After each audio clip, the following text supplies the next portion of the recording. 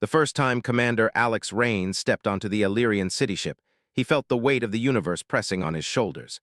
The vessel hung like a jewel above the swirling clouds of the gas giant below, its towers of silver and crystal catching the light from the distant star. Every movement, every shimmer, reminded him that he was far from Earth and everything he knew. Yet he carried with him not just the pride of humanity, but its reputation, its potential to surprise, to endure, and to change the course of worlds. Alex adjusted his ceremonial suit and helmet, checking the seals one more time. The Illyrians had insisted on full protocol, helmets for safety and ceremony, gloves that sensed touch and motion, and the weight of expectation that came with representing humanity. He had worn many suits before, but none had felt so symbolic. To the Illyrians, a helmet was not just protection. It was a mask, a barrier between the self and the unknown. Removing it at the right moment would be an act of trust, a sign of respect, and perhaps he knew a gamble. The doors of the great Illyrian hall parted smoothly before him. The interior glowed with soft, liquid light that seemed to ripple along the walls. Alex's boots echoed softly on the polished floors, and the scent of ionized air mixed with something sweet, almost like the flowering meadows back on Earth. He paused at the threshold, taking a slow breath and feeling the familiar surge of anticipation that always came before meeting alien rulers. He had met kings, counselors, and governors before, but never a queen whose memory might stretch across centuries, whose presence was legend. Queen Sarilith waited on her elevated dais, her form lit by the ambient glow of the hall. Her appearance was striking even from a distance, her robes flowing like liquid metal, her posture perfectly straight, and her eyes shimmering with the wisdom of ages.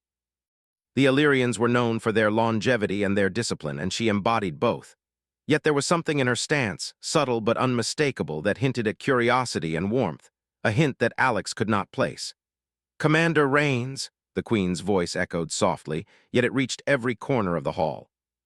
It carried authority, but also a subtle curiosity, as if she were studying a rare painting for the first time. "You have traveled far to be here. Welcome to Illyria. Humanity is grateful for the chance to meet you and learn from your people." Removing a helmet in an alien court carried risk. It revealed not only his identity, but also any potential weaknesses, any signs of fear. Yet he also understood the significance. To remove the helmet was to say, "I am here without concealment. I come in peace." He placed a hand on the latch, letting the suit release with a soft hiss. The visor slid upward, and the light of the Illyrian hall washed over his face. The moment his face was revealed, the Queen's expression changed. She froze, her eyes widening ever so slightly, and her lips parted in surprise. "Wait," she murmured, and then louder, "I know you." "Your Majesty?" he asked cautiously, unsure whether she meant it as recognition or as something else entirely. The hall fell silent. The advisors and court members, finely dressed and poised, exchanged glances, their expressions unreadable. Alex felt a ripple of tension. Recognition in a royal court could mean friendship or danger. The Queen took a slow step toward him. "This can't be," she whispered, more to herself than to anyone else.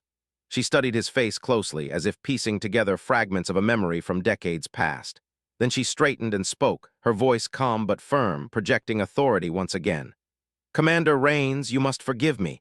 It is unusual for me to recognize someone I have not met in this lifetime. Yet your face, your bearing, it is familiar. But your deeds, they echo through time among my people. Humans have been spoken of often, Commander. Brave, unpredictable, capable of acts we Illyrians can scarcely imagine. Yet here, before one of the galaxy's oldest civilizations, he was acknowledged for courage, intelligence, and ingenuity, the traits that defined human resilience. As the Queen moved closer, she gestured to the ceremonial seat beside her. "You will sit, Commander. Tell me of your journey. Tell me of the human world, of the struggles and triumphs that brought you here." He had been trained for years to navigate situations like this, but something about the Queen's gaze made even his practiced composure feel vulnerable, as though she could see not just his actions but the intentions behind them. Once seated, Alex began to recount humanity's journey into the stars. The long centuries of struggle, the wars and peace treaties, the discoveries that had propelled them from a single blue planet to the edges of the galaxy. He spoke of the first contacts with alien civilizations, of alliances formed and broken, of the lessons learned from both failure and success. The Queen listened intently, occasionally nodding, her expression unreadable to all except those who knew her intimately. "Your people are remarkable," she said finally. "I remember stories of humans who faced overwhelming odds and still prevailed. Courage does not always come from power, but from the heart. It seems that is a lesson your species has learned well." The court murmured quietly among themselves, curious but restrained. Advisors leaned slightly toward one another, whispering in the Illyrian tongue. Alex caught snippets of words that sounded like caution, suspicion, and awe. It was clear that not everyone shared the Queen's admiration for humans. Some regarded them as unpredictable, even dangerous. Yet the Queen's confidence in him remained unshaken. "Commander Rains," she said, leaning slightly forward, "there is much to discuss. Yet before we begin formal talks, I must know more of your experiences, of what you have learned from your world and from the others you have encountered. Humanity's perspective may yet surprise us, and perhaps it will guide the decisions we must make together. Perhaps that is what you have already heard of us. Your arrival is not merely a formality, Commander. It is a continuation of a bond forged long ago, in ways that even I had almost forgotten. The Illyrians were powerful, disciplined, and ancient, yet the Queen's recognition of humanity's qualities opened a door that might lead to alliances, understanding, and perhaps a shared effort against challenges neither species could face alone. And though the helmet was now off, revealing the human behind the formal attire, Alex understood that the true challenge had only begun. Trust was fragile, alliances were uncertain, and the galaxy was wide and full of danger. But for the first time in a long while, he felt that humans might be seen not just as outsiders or curiosities, but as partners, as equals in courage and resolve. The hall fell silent again, not with tension but with expectation. Queen Saralith's eyes lingered on him, and for a moment, the weight of history, of memory, and of future possibilities seemed to settle over them both. Somewhere deep in the vastness of space, humans and Illyrians were about to take the first steps toward something extraordinary, a partnership that might change the fate of worlds. And in that moment, Commander Alex Rains knew that the helmet he had removed was more than a piece of ceremonial armor. It was a symbol of trust, of openness, and of the first spark in a story that would echo far beyond the gas giant below, far beyond the silver city ship, into the endless expanse of the galaxy. The Queen's recognition lingered in the air like a quiet storm.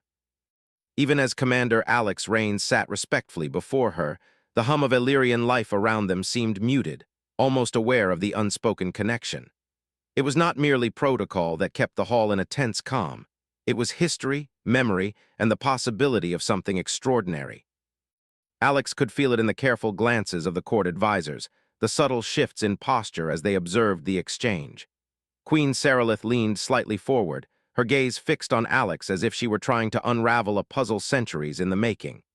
"You must understand, Commander," she said softly, "that humans have been spoken of among my people for generations. Not all of it is known to me, and not all is favorable, but there is a story that has reached my ears since I was young. It speaks of a human who walked among our kind, who acted when others hesitated, who faced challenges greater than himself. And now I see you." He had done many things that would never make the history books, small acts of courage and strategy that mattered in the moment but vanished in the shadow of greater galactic events. Yet here, in the presence of a queen whose people valued memory and wisdom above all, those deeds had endured. "Your Majesty," he said carefully, "I am honored. But I am only a representative, a messenger of my people. I have acted as any human might, guided by duty and the instinct to survive and protect.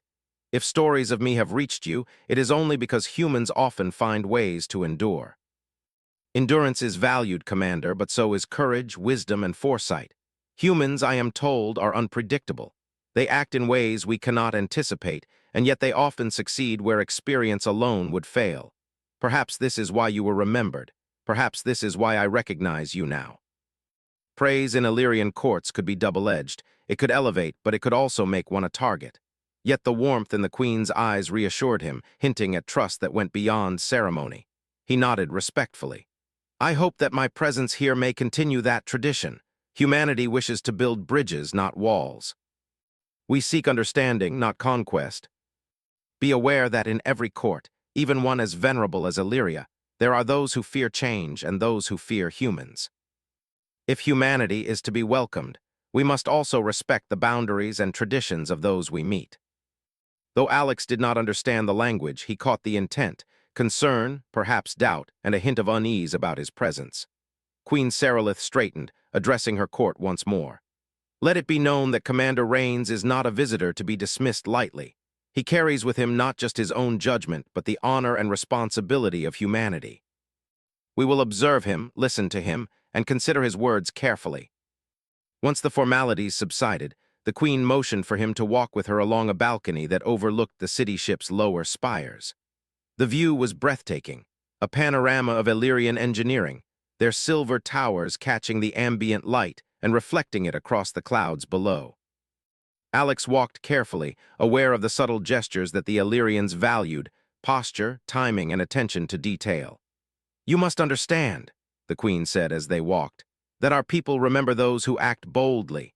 I have heard stories of humans in distant systems who faced impossible odds and yet prevailed. You are not the first to surprise us, but perhaps you are the first whose actions have touched our memory so deeply. It is rare to find a species capable of both caution and improvisation, of both loyalty and boldness. That combination is powerful. It can create alliances or chaos. Yet it was this very unpredictability that allowed them to survive and to triumph. As they walked, the Queen led him to a chamber reserved for private discussions.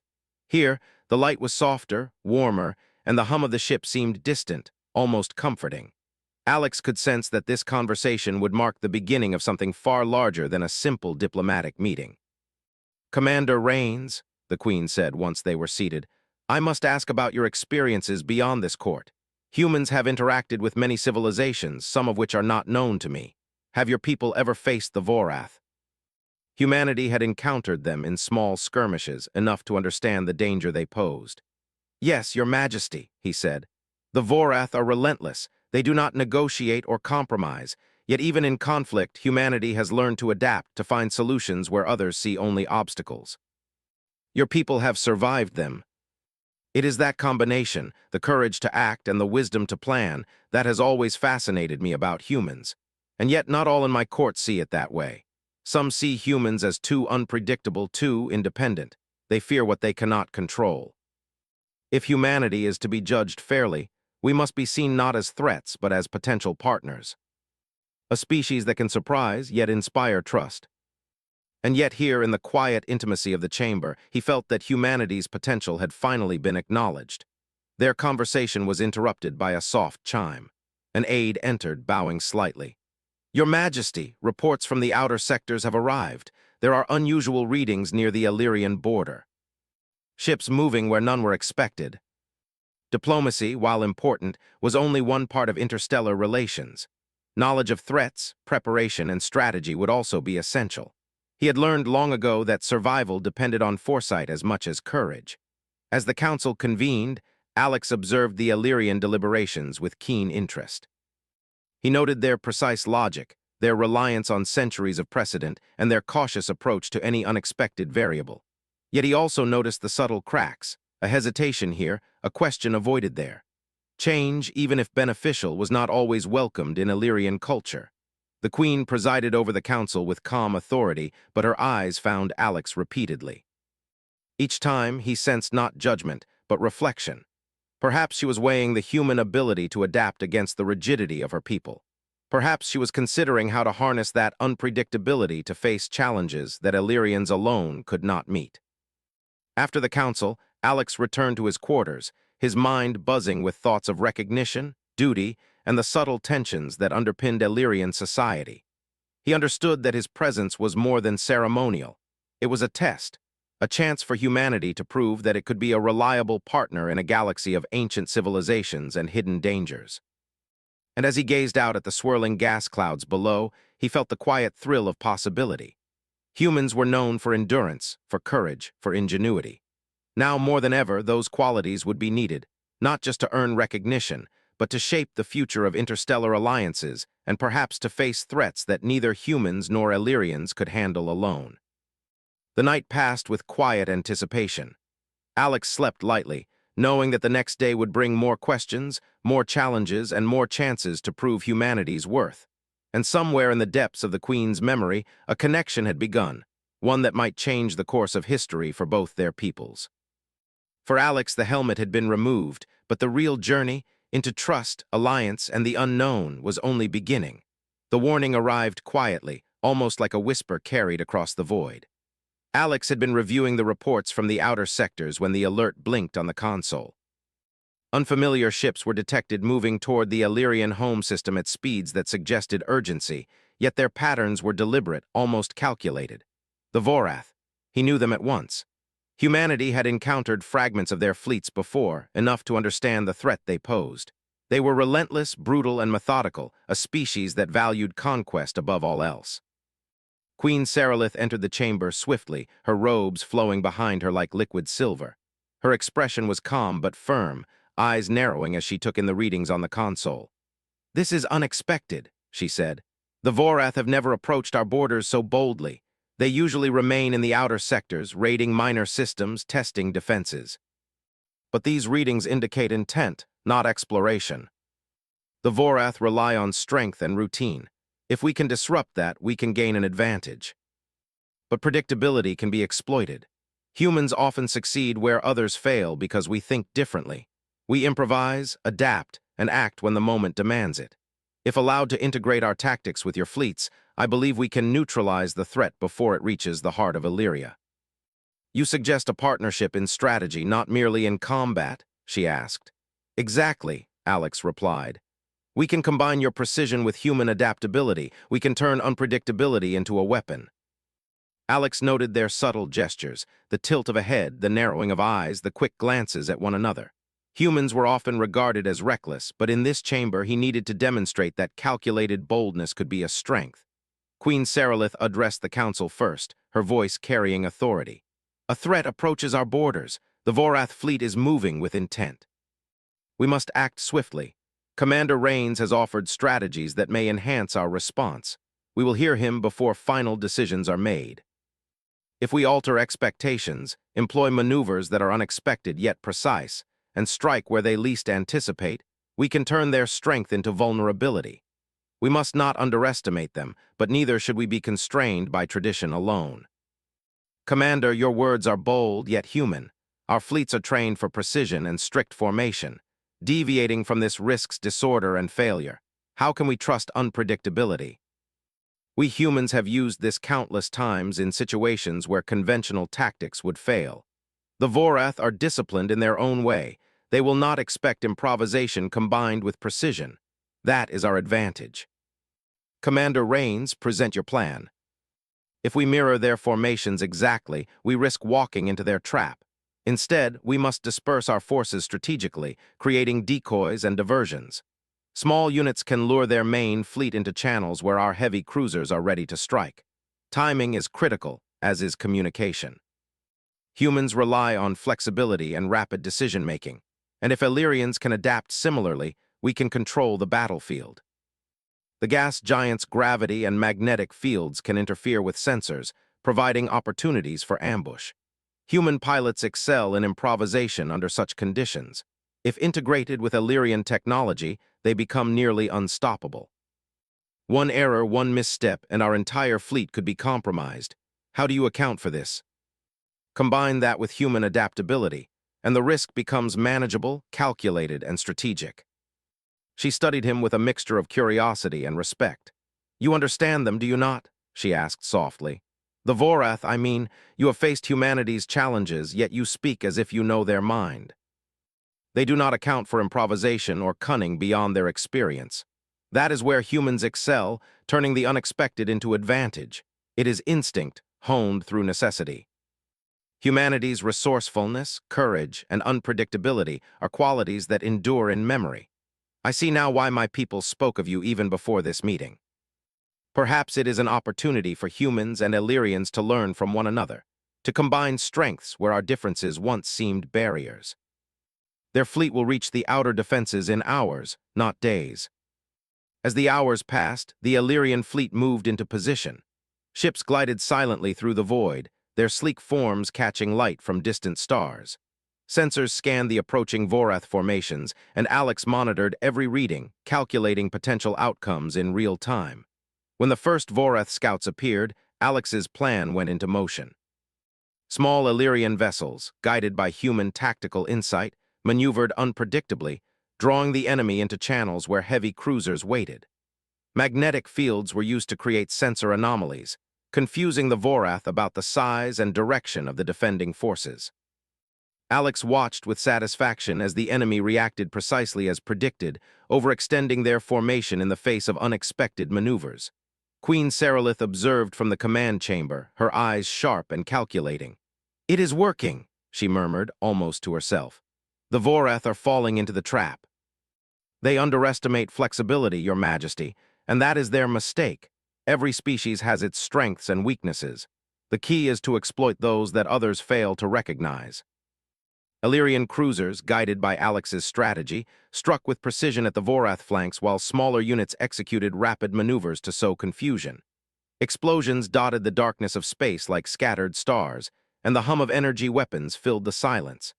Alex monitored every exchange, adjusting commands and reallocating units in real time. It was a battle of wits as much as weapons. Discipline alone could not win it, and raw force alone could not prevail. Only the combination of Illyrian precision and human ingenuity allowed the defenders to turn the tide. Slowly, steadily, the Vorath formation began to fracture. From the observation deck, Queen Seralith's expression softened with approval. "Humans, it seems, are worthy allies indeed," she said quietly. "Perhaps we have underestimated the value of adaptability until now." And in doing so, he had taken another step toward earning the trust of a civilization that had watched humans with skepticism for centuries. As the Vorath retreated to regroup, the Queen approached Alex. "You have proven much, Commander Rains," she said. "Yet this is only the beginning. Your strategies, your people, and your courage will be tested again. Are humans ready for such trials? The Vorath will not underestimate Illyria again, nor will they underestimate humanity. In the vastness of space, among ancient civilizations and relentless threats, humanity had made its mark once again. And Commander Alex Rains knew that this was only the beginning of a greater story, one where humans, alongside allies, could face the darkness and emerge stronger, wiser, and undefeated. The glow of Illyria's capital cast long shadows across the city-ship as Alex walked through the corridors after the battle. The Vorath fleet had been forced to retreat, their formations broken, their confidence shaken. Illyrian commanders whispered praise under their breath, and yet the celebration was muted. Alex knew why. Victory in battle was never the end. Danger often followed, and trust was fragile in a court built on centuries of tradition and hierarchy. Queen Seralith awaited him in her private chambers. Her expression was calm but tense, and when she spoke, her voice carried the weight of both gratitude and concern. "You have done well, Commander Rains," she said. "The Vorath will think twice before attacking us again thanks to your strategy. Yet not all of my court shares my confidence in humanity. Some see your presence as a threat, a potential source of chaos." He had expected this. Trust was earned slowly, especially when old prejudices and fear lingered like shadows. "Your Majesty, I understand. Humans are not always predictable. We rely on creativity and adaptability, but our intentions are clear. We are allies, not adversaries. Some advisors may resist any plan you propose simply because it comes from a human. I will defend you, but my influence has limits. Observation and caution will reveal who is loyal and who seeks advantage, and humanity can assist in identifying subtle threats before they manifest. I have little doubt these factions will act if they see opportunity. It is not loyalty we question, only actions that threaten Illyria." Whispers in the corridors, subtle gestures from advisors, and unexplained gaps in communications hinted at unseen machinations. One evening, as Alex reviewed sensor data in his quarters, a soft chime alerted him to an incoming message. It was encrypted, clearly sent through unofficial channels. Opening it cautiously, he discovered detailed schematics of Illyrian fleet formations, along with annotations that suggested weaknesses the Vorath could exploit. Whoever had sent this information intended to aid the enemy. Alex's heart sank. Betrayal within the court was worse than any external threat. A leak like this could undo every advantage they had gained. He immediately notified Queen Seralith, who arrived swiftly, her robes brushing the floor as she entered the room. "Show me," she said, her voice steady but sharp. Alex handed over the data, explaining his analysis and suspicions. The queen scanned the schematics, her eyes narrowing as she absorbed the implications. "This is grave," she said finally. "Someone within my court is aiding the Vorath. If discovered, they would act swiftly to remove me or manipulate the fleet's movements to their benefit. We must act carefully.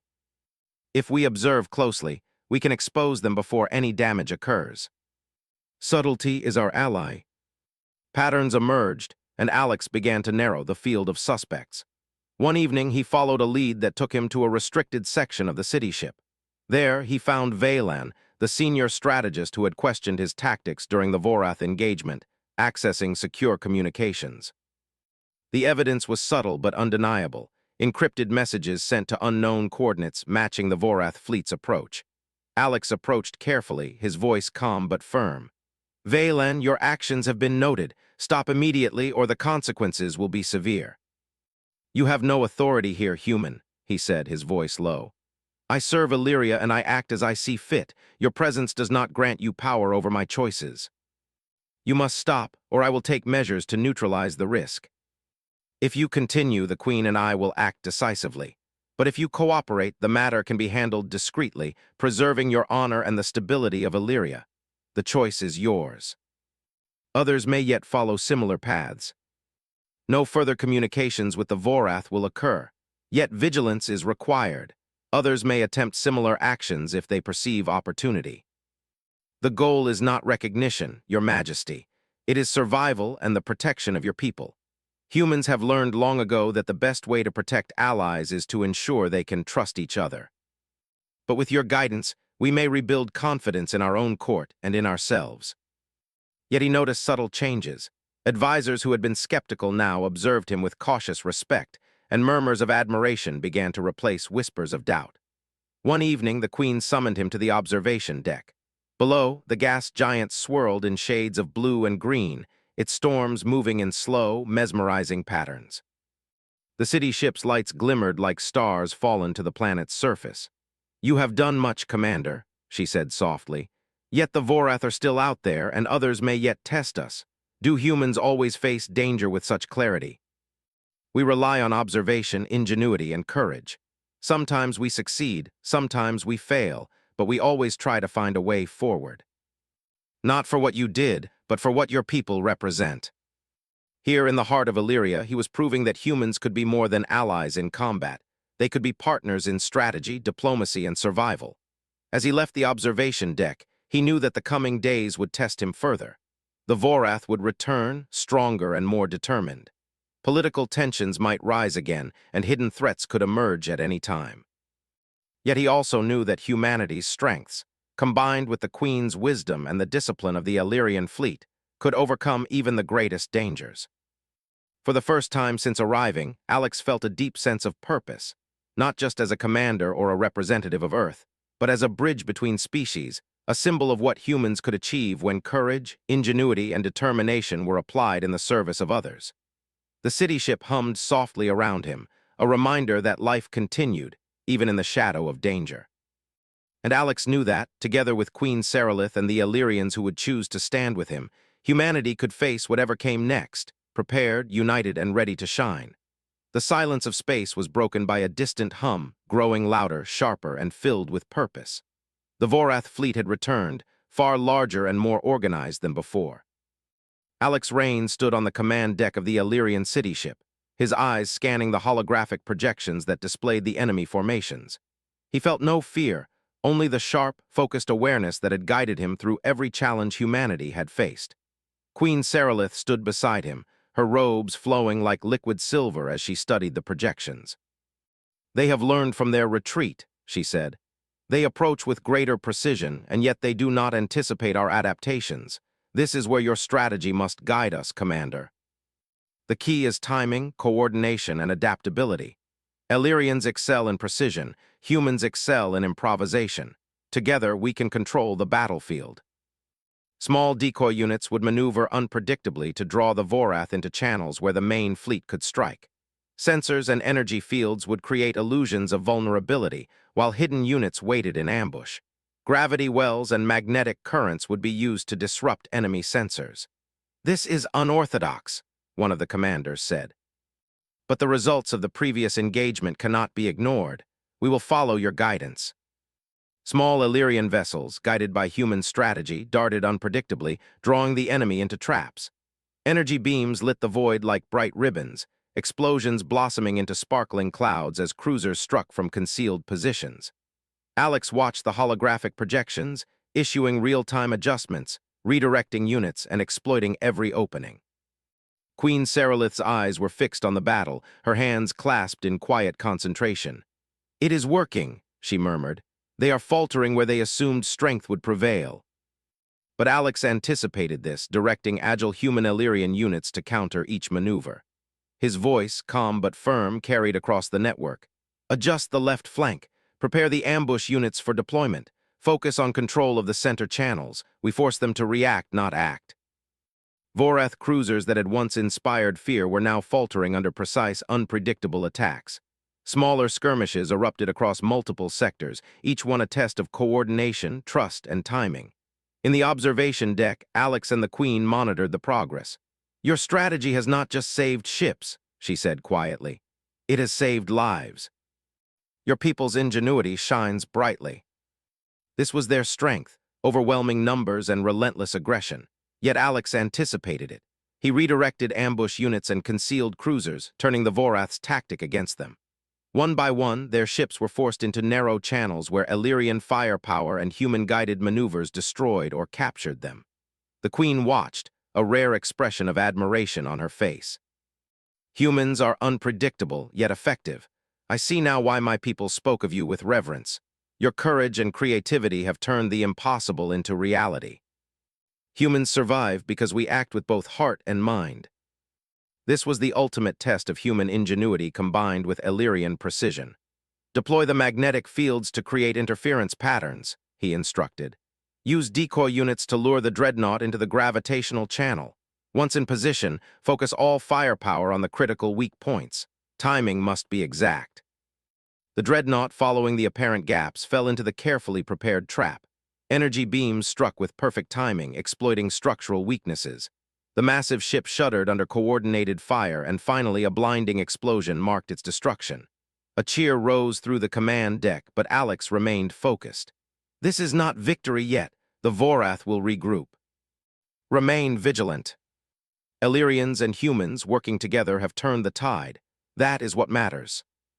Finally, the Vorath fleet, battered and broken, began a slow retreat. Their formations fractured, their morale shattered. Illyrian and human units maintained pursuit only long enough to ensure the threat would not immediately return. The battlefield fell silent, save for the hum of the Illyrian city ship and the distant shimmer of stars. Queen Seralith turned to Alex, her eyes reflecting pride, admiration, and relief. "Commander Rains, humanity has not only defended Illyria but has shown what your people are capable of. I will remember this day for the rest of my life." Humanity does not seek glory, but it is always ready to act when needed. Humans will be recognized not as outsiders, but as equals, as partners who can face the galaxy's challenges with courage and ingenuity. Advisors who had once doubted Alex now acknowledged his insight and the value of human adaptability. Trust, hard-earned through courage and strategy, became the foundation for a new alliance. Alex spent quiet moments reflecting on the journey. From the first moment the Queen recognized him, to navigating court politics, to guiding fleets against a formidable enemy, humanity's qualities had shone brightly. Resourcefulness, ingenuity, courage, and the ability to adapt under pressure had proven not only survival traits, but also tools of alliance and respect. Queen Seralith approached him one evening as he observed the stars from the observation deck. "You have done more than win a battle, Commander. You have shaped the future. Illyria will never underestimate humanity again. But the future belongs to all who act with courage and wisdom. Humans have only played their part. Humanity shines in the dark." The galaxy had seen what humans could do, not merely survive, but inspire, lead, and triumph alongside allies. Illyria would remember this. Other civilizations would take note. And Commander Alex Rains knew with quiet certainty that this was only the beginning of humanity's mark on the stars. For in the endless darkness of space, where danger lurked in every shadow and uncertainty reigned, humans had shone brightly, not as conquerors, but as partners, as innovators, as a species capable of remarkable courage, intelligence, and ingenuity. And that light would not fade.